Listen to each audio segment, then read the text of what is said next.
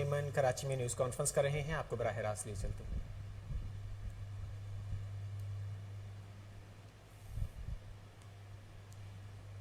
दोस्त भी साथ में फिर इनके साथ उन्होंने शामिल हुए।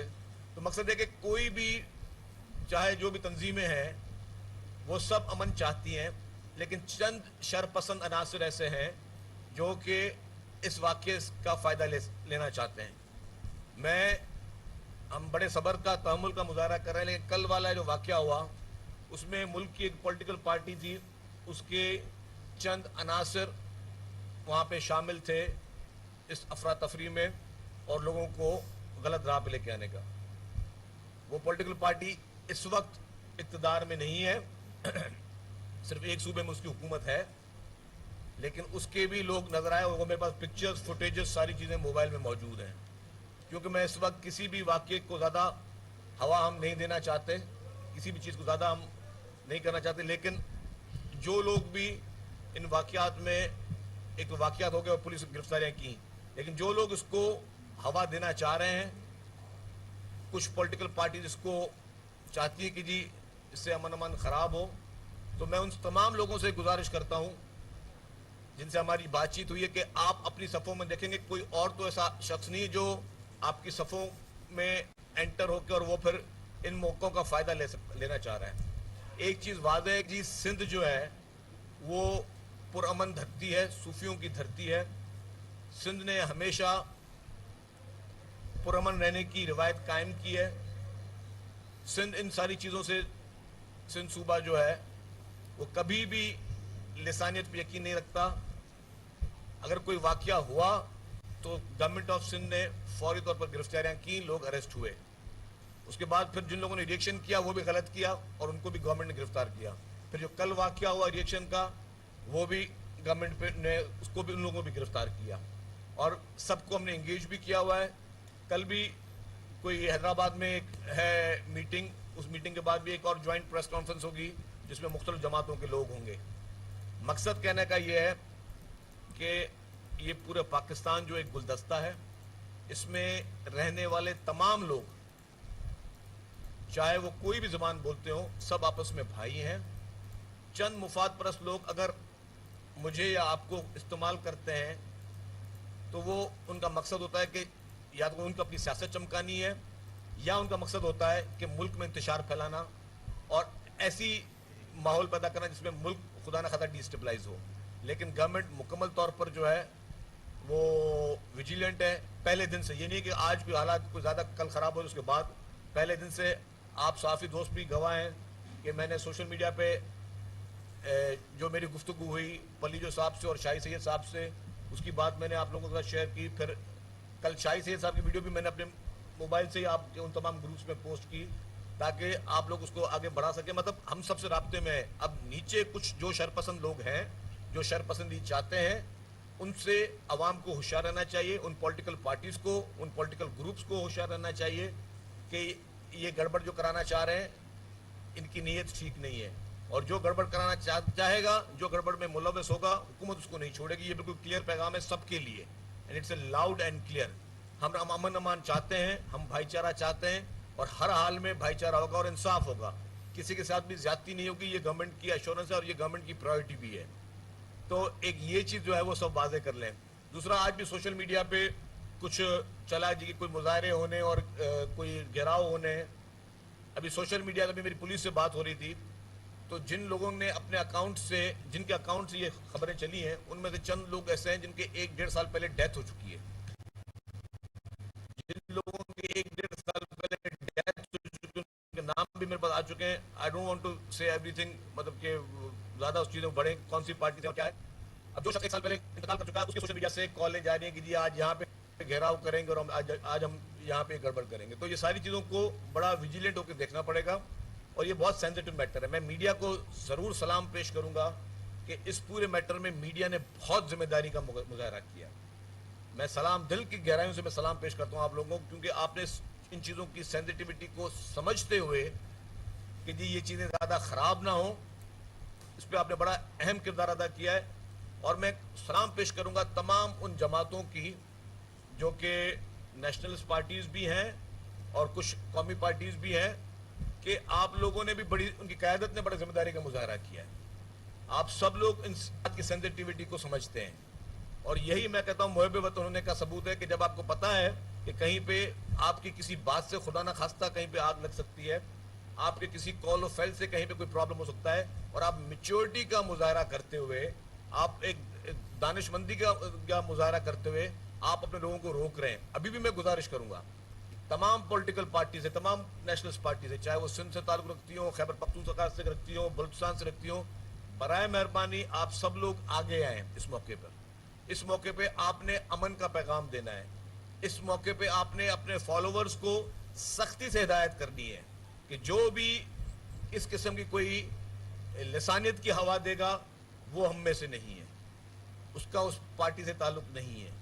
یہ تمام نیشنل لیڈرشپ کو, تمام نیشنلسٹ پارٹیز کی لیڈرشپ کو, تمام پولیٹیکل پارٹیز کو, میں سمجھتا ہوں کہ پورے پاکستان کی جو بھی پولیٹیکل پارٹیز ہیں سب کو یہ پیغام دینا چاہیے, یونٹی کا پیغام دینا چاہیے کہ جی سیاسی اختلافات سب کی اپنی جگہ پر, لیکن اگر کوئی خدا نہ خواستہ کوئی ایسی کوئی فالٹ لائن ہے جس سے کوئی چیز بڑھ سکتی ہے اس کو ہمیں روکنا چاہیے.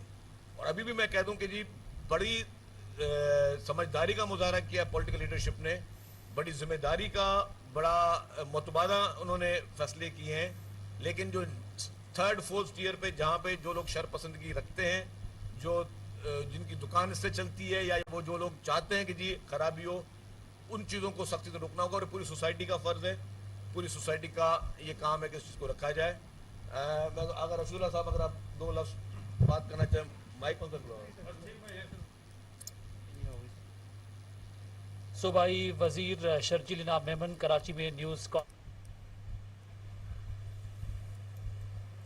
صوبائی وزیر شرجیل انعام میمن کراچی میں نیوز کانفرنس کر رہے تھے. انہوں نے کہا کہ شرپسند عناصر امن خراب کرنا چاہتے ہیں, لیکن حکومت ایسے عناصر سے آگاہ ہے.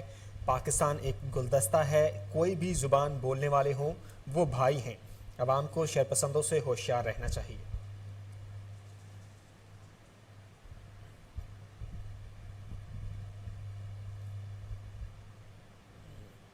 صوبائی وزیر شرجیل انعام میمن کراچی میں نیوز کانفرنس کر رہے ہیں, آپ کو براہ راست لیے چلیں گے. لیکن اگر وہ اتنے شر پسند ہے یا سارا نقصان کرا رہے ہیں.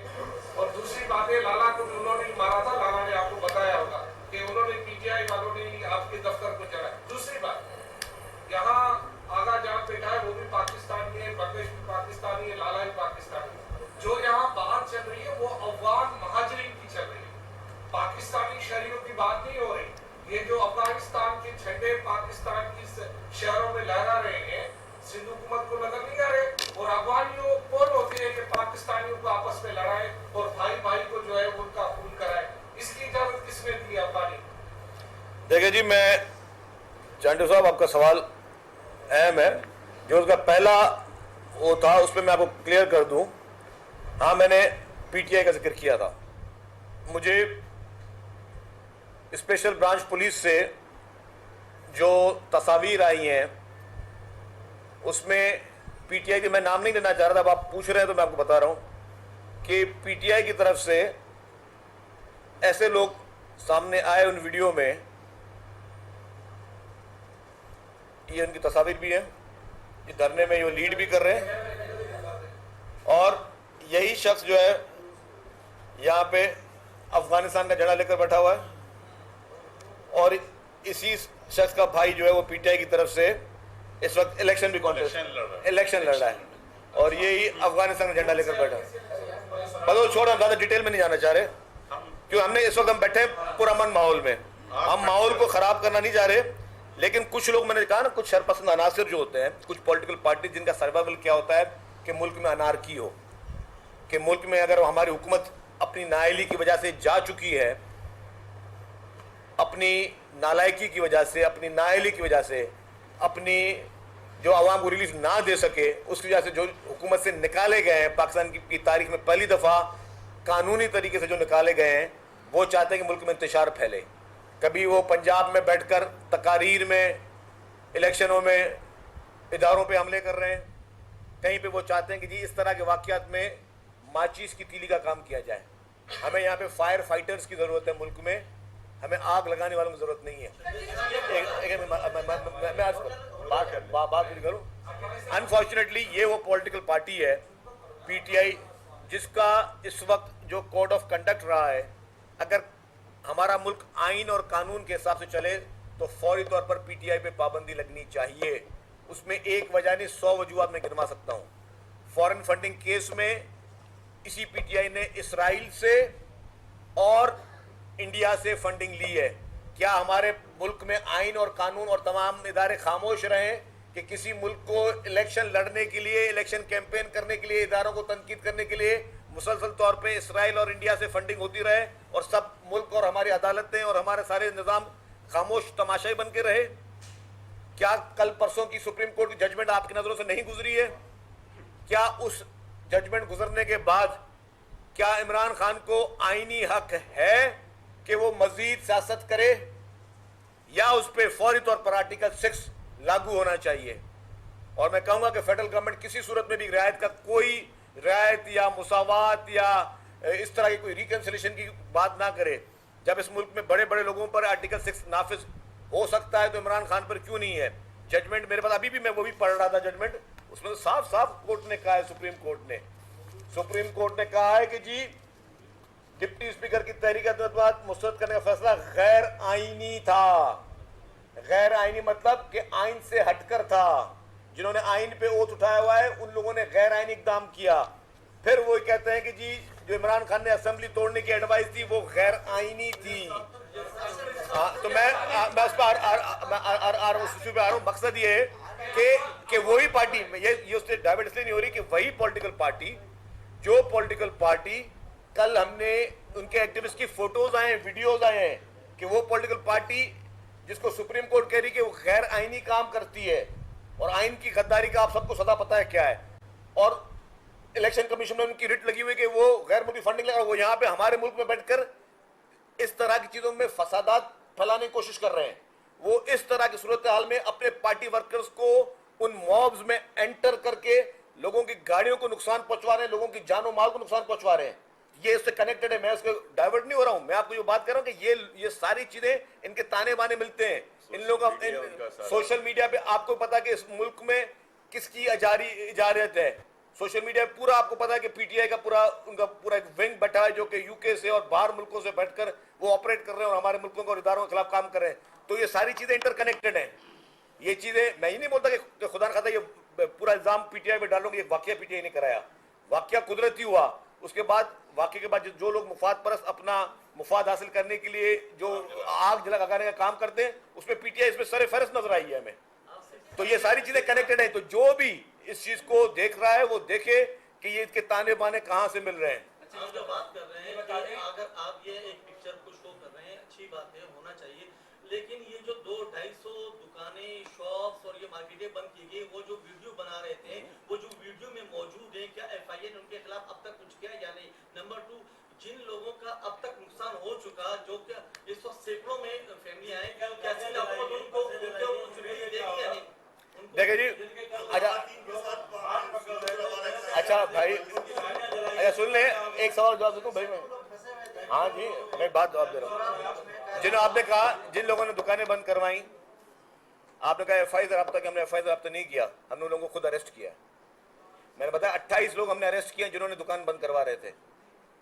28 تو خالی ویڈیوز آئی ہیں سر. بھائی سن تو لو بھائی, پوری بات ہے. آپ پریس کانفرنس میں ٹاک شو میں بیٹھے ہو بھائی, آپ ٹاک شو میں تو نہیں بیٹھے, پریس کانفرنس میں بیٹھے ہو نا. تو بات یہ ہے کہ 28 لوگوں کو